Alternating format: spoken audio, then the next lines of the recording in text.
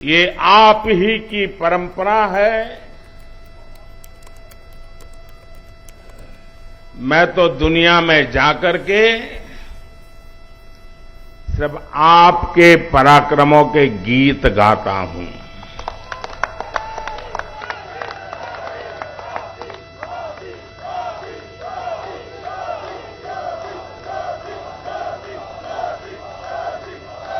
मैं दुनिया के देशों में जाकर के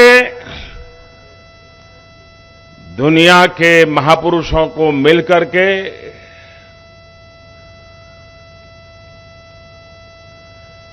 हिंदुस्तान के सामर्थ्य की बात करता हूं। हिंदुस्तान की युवा पीढ़ी की टैलेंट की चर्चा करता हूं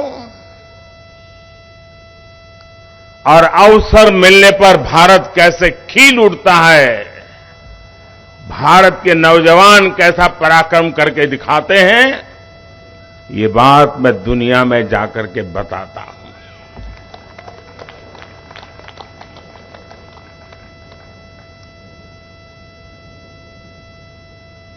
ये बात मेरे खाते में इतनी जाती है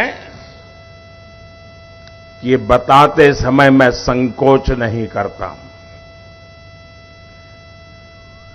मेरे देश की महान संस्कृति का गौरवगान करते समय मैं आंखें नीचे नहीं करता हूं, आंखें मिला करके दुनिया से बात करता हूं। 40 से अधिक महत्वपूर्ण लोगों के साथ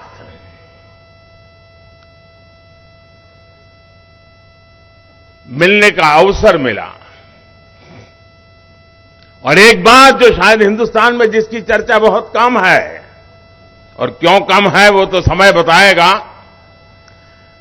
जो भी नेता मिलते थे, खास करके G7 समूह जो दुनिया के समृद्ध देशों का समूह है, वे भारत में G20 के जो प्लानिंग हुआ है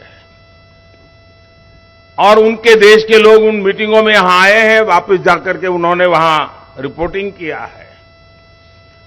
भारत के नागरिकों ने G20 समूह की करीब 150 से ज्यादा मीटिंगें हो चुकी हैं।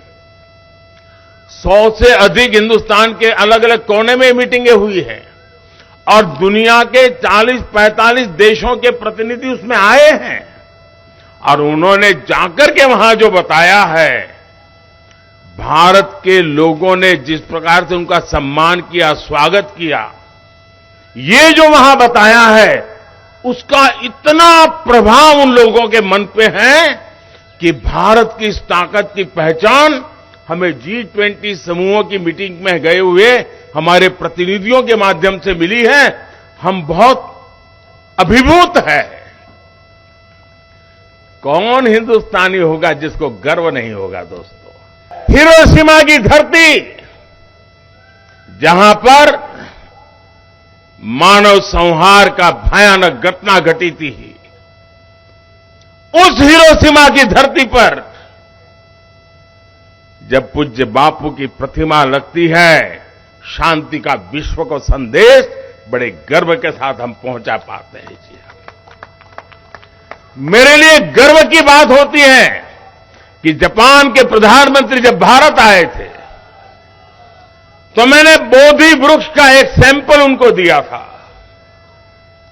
और उन्होंने बड़े गर्व के साथ मुझे बताया कि मोदी जी, जब मैं भारत आया था, आपने मुझे जो बोधि वृक्ष का पौधा दिया था वो मैंने हिरोशिमा में, जहां ये बड़ा मानव संहार हुआ था, उस बोधि वृक्ष का पौधा वहां लगाया है और करुणा का, भारत का संदेश आने वाली पीढ़ियों को मिलता रहे, इसके लिए मैंने ये सोचा हुआ है। देखिए कितना गर्व हो रहा है। भाइयों बहनों, दुनिया की, हम भारत के लोग कभी कभी ये गौरव का जिक्र करना भूल जाते हैं।